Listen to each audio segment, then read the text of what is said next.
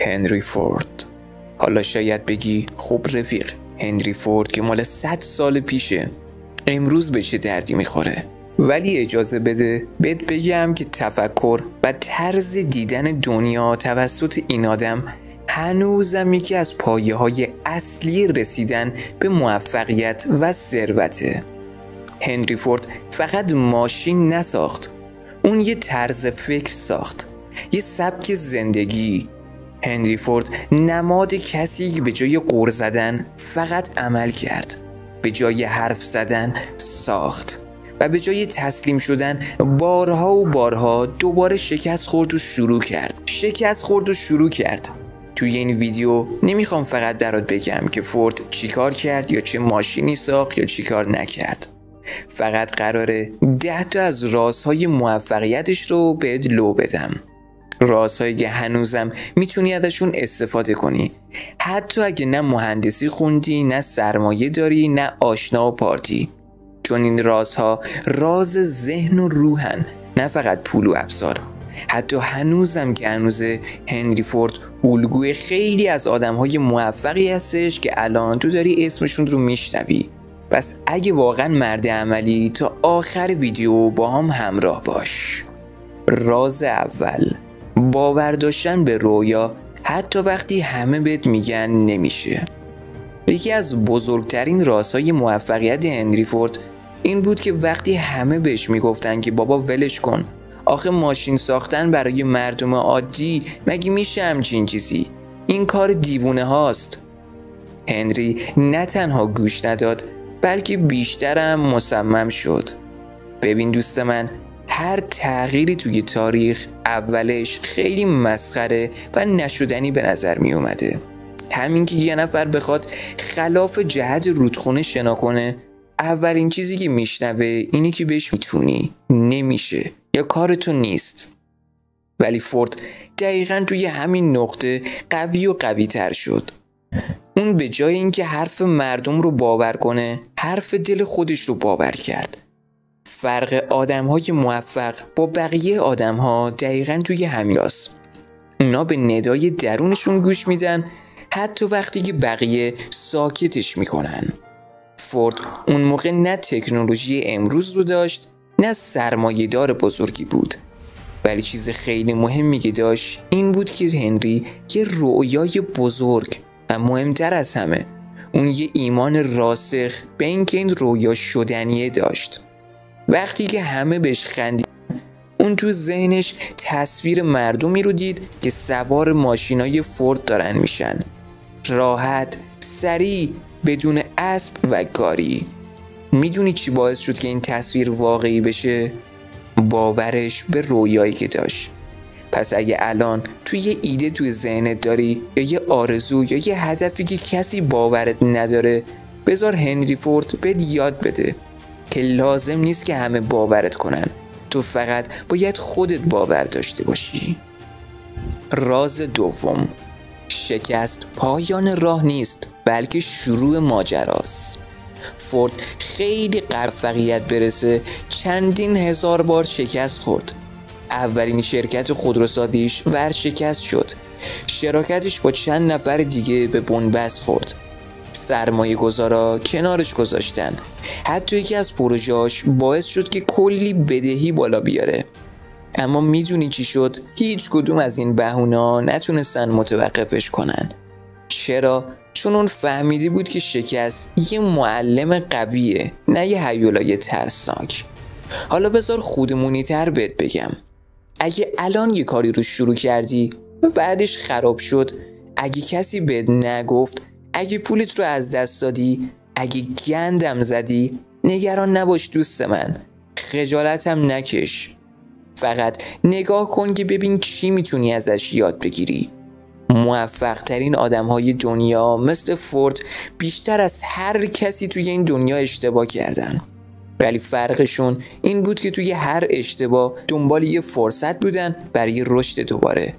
پس دفعه بعد که باختی و خوردی زمین، به خودت بگو دوست من باشه، اینم یه درسه، هنوز تموم نشده، من هنوز توی بازیم.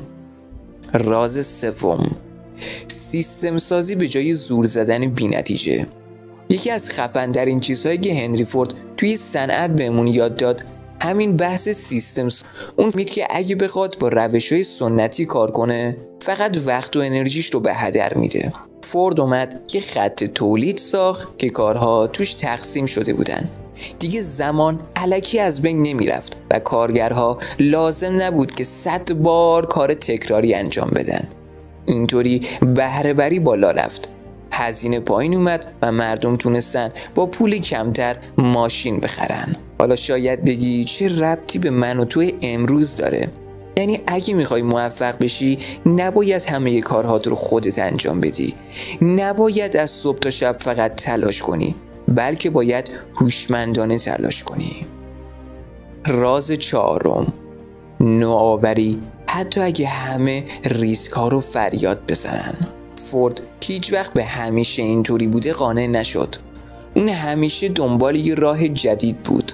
وقتی بقیه میگفتن که ماشین فقط باید برای پولدارا باشه، فورد گفت چرا فقط پولدارا؟ وقتی همه ماشینا رو دستی میساختن، اون گفت که بیاین یه خط تولید طراحی کنیم. وقتی بقیه میگفتن خیلی گرونه، اون گفت بیاین ارزونش کنیم.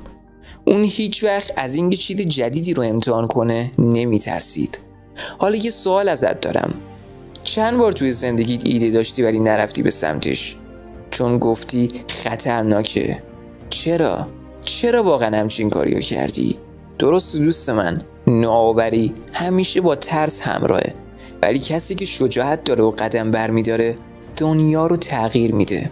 نوآوری فقط توی تکنولوژی نیست، تو سبک زندگی، توی ارتباطات، توی فروش، توی آموزش، حتی توی نگاهت به دنیا هم میتونه باشه. اگه یه دید متفاوت داری نترس دوست من.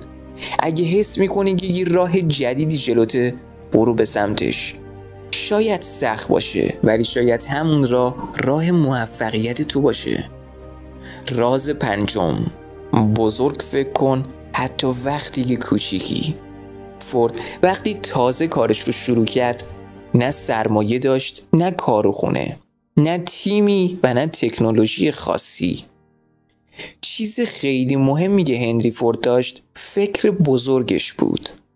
اون از همون اول نمیخواست فقط یه ماشین بسازه، اون میخواست که دنیای حمل و نقل رو هم تغییر بده.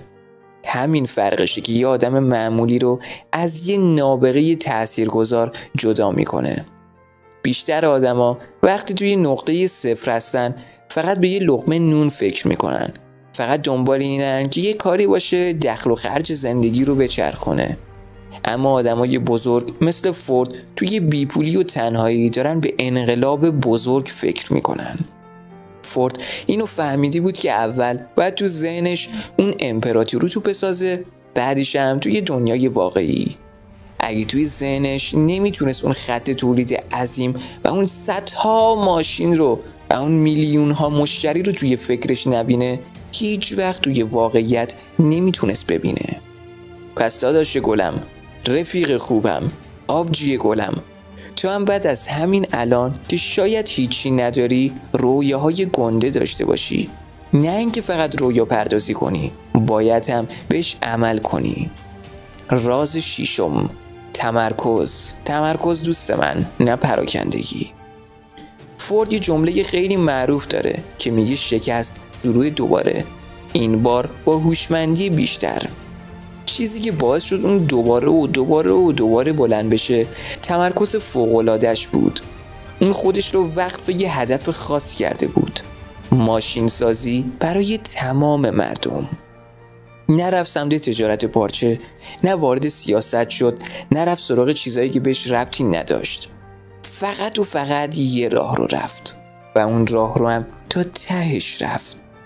اگه 10 تا پروژه رو نصف نیمه شروع کنی و ولشون کنی به هیچ جایی نمیرسی، ولی اگه فقط یه پروژه رو جدی بگیری و هر روز بهش برسی، غذا بدی، آب بدی، روش وقت بذاری، بعد یه مدت اون پروژه میفته تو نون و روغن و اون وقته که میتونی پول پارو کنی.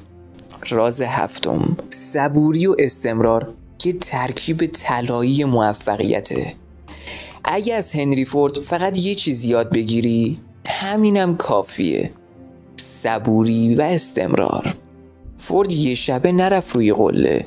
اون کلی شکست خورد، کلی اشتباه کرد، کلی مسخره شد، کلی تلاشش بی نتیجه موند، اما دست بر نداشت. دوست من، توی دنیای ما که همه دنبال اینن که مثلا راه 100 روزه رو یه روزه برن، کسی برنده است و موفقه که استمرار داشته باشه.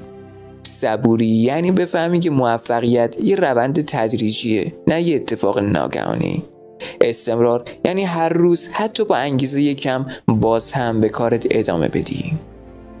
راز 8، شنیدن انتقاد حتی اگه تلخ باشه باز هم به سودته. خیلیا فقط تعریف دوست دارن. اگه کسی بهشون بگه دمت گرم کارت عالیه کلی ذوق میکنن، اما اگه کسی کوچکترین اشتباهشون رو بهشون یادآوری کنه سری گارد میگیرن. اگه کسی از محصولت، کارت، رفتارت یا حتی تفکرت انتقاد کرد سری نپر بهش. یه نفس عمیق بکش و قانون 5 ثانیه رو رعایت کن و بپرس چی میتونم از این حرف یاد بگیرم. شاید واقعا این نقطه ضعفت باشه که اونو ندیدش گرفته بودی.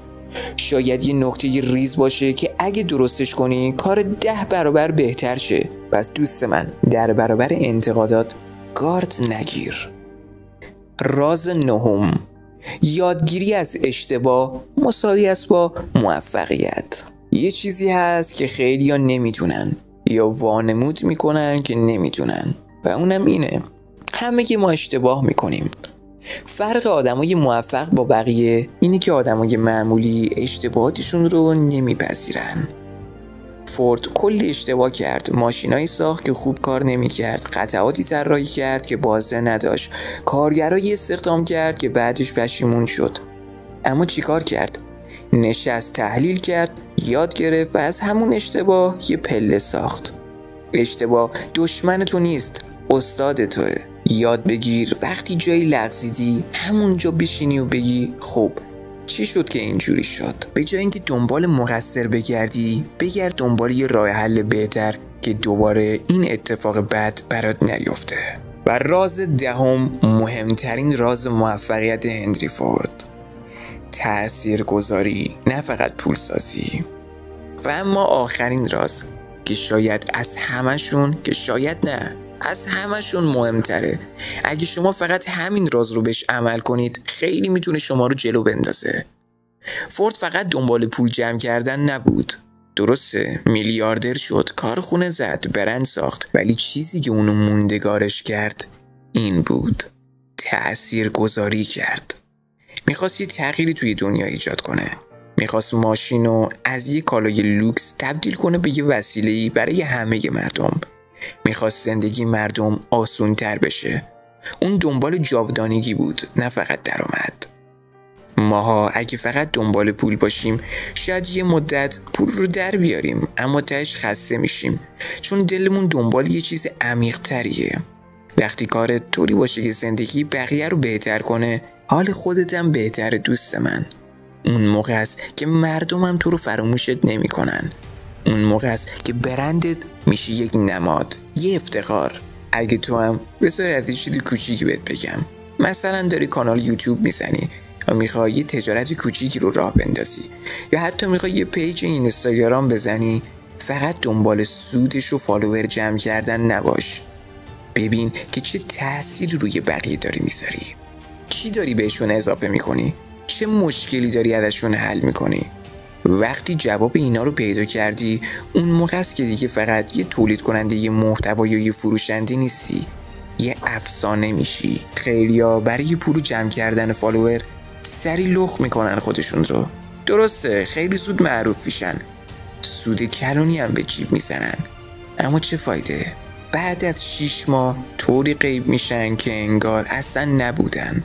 هر چقدرم که جمع کرده باشی بالاخره تموم میشه، اما موندگار نیست. اما مطمئن باش با اون سابقه خرابم کسی بهت کاری نمیده. پس سعی کن که دنبال حواشی نباشی و فقط به دنبال سود خودت هم نباشی.